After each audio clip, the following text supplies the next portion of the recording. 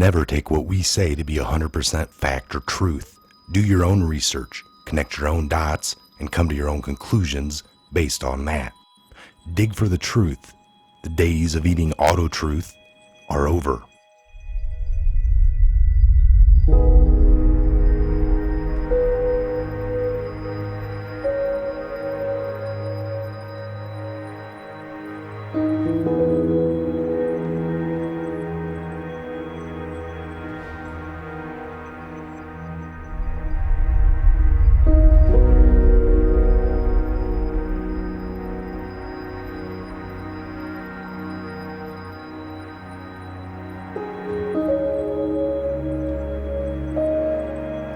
Follow the bloodline. Who died on the Titanic? What year did the Titanic sink? Why is this relevant? What exactly happened to the Titanic? What class of people were guaranteed a lifeboat? Why did select individuals not make it into the lifeboats? Why is this relevant?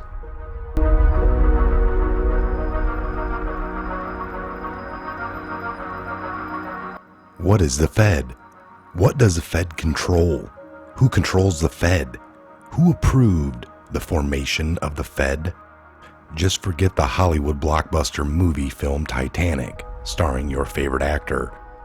The information I'm about to give to you and that you're about to receive is not a conspiracy theory, but rather well recorded in the books of world history. I will give you these facts, you decide for yourself.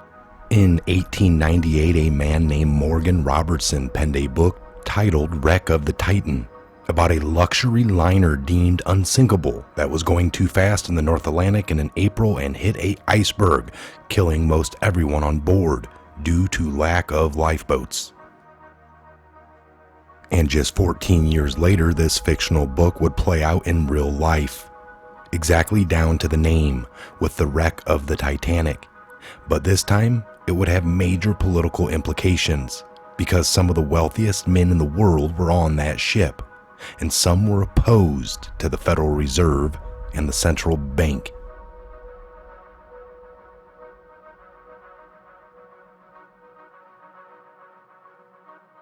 Another fact, J.P. Morgan funded and built the Titanic. J.P. Morgan was booked on the voyage but canceled at the last second. A friend of J.P. Morgan, Milton Hershey, also canceled at the last moment and survived to build the Hershey food empire. There were no red flares on board to signal any boats for rescue, only white flares that signal a party and that everything is okay. It was the first ship built of its kind with the ability to seal decks electromagnetically, which could also seal people below deck. The fact that the captain, Edward Smith, was one of the most decorated captains of his time, and it would have been totally out of character for him to avoid all precautions. The author of the book was poisoned to death, by the way, a couple of years after the Titanic sank. And then, the Federal Reserve was formed the very next year.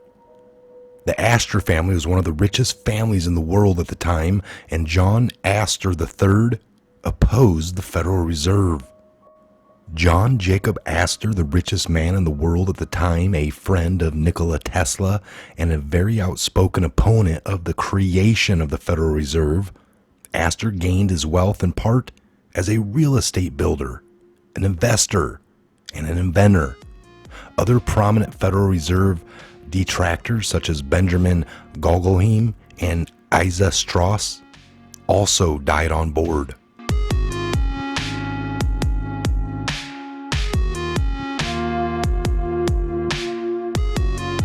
The sinking of the Titanic has always been an event surrounded by a great deal of mystery. The cause of the demise of the unsinkable vessel has been questioned and analyzed for nearly 100 years. Many have concluded that the Titanic tragedy was caused by sinister events and that the sinking of the famous vessel was well planned, well executed, and orchestrated. The privatization of the U.S. Federal Reserve was being ushered into being by a group of Illuminati banksters with a plan to create a new world order system. Operating outside of the constraints of the U.S. government, the privatized Federal Reserve controls the U.S. government's central banking system.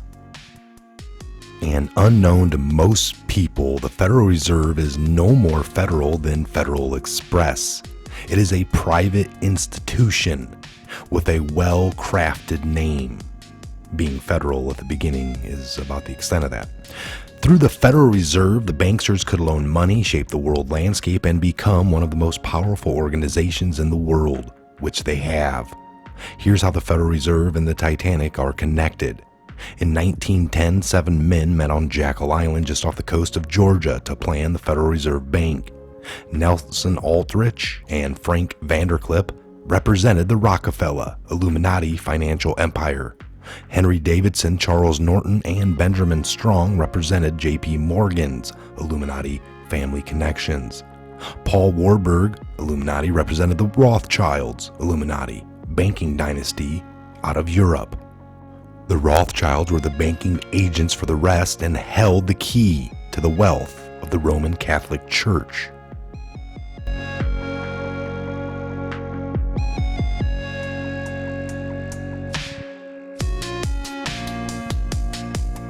Murdering the opposition? The Federal Reserve did have some opposition. 3 of the richest and most important opponents, Benjamin Guggenheim, Isidore Strauss, and the head of Macy's department stores, and John Jacob Astor, probably the wealthiest man in the world at the time. Their total wealth at the time, using dollar values of their day, was more than $500 million. Today, that amount of money would be worth nearly $11 billion. Now, these 3 men who opposed the Federal Reserve were coaxed and encouraged to board this floating palace to set sail. They just had to be destroyed because the Jesuits knew these men would use their wealth and influence to oppose a Federal Reserve banking system, as well as the various wars that were being orchestrated and planned.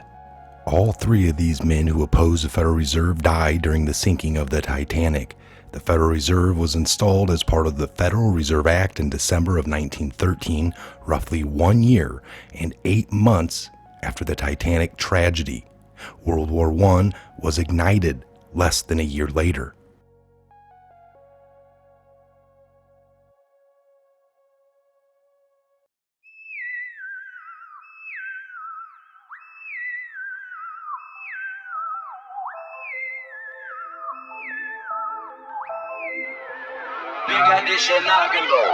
A nagging question that the surviving crew members of the Titanic were held for 24 hours after returning to England in a small railway shed and were sworn to secrecy.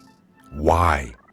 Why would a third of the boilermen quit their jobs before the maiden voyage during the middle of a coal strike and during a time when people needed jobs? Now, we always heard about the switching of the ships, and we know for a fact that 2 sister ships were built at the same time, the Olympic and the Titanic. And they were these sister ships switched? The evidence says that they were. The Olympic had a bad track record in her younger days, running around and colliding with HMS Hawkeye. After his collision, the Olympic was brought back into the dry dock for repairs to be carried out. This brought both the Titanic and the Olympic together for the first time. Some people believe that this is what then happened.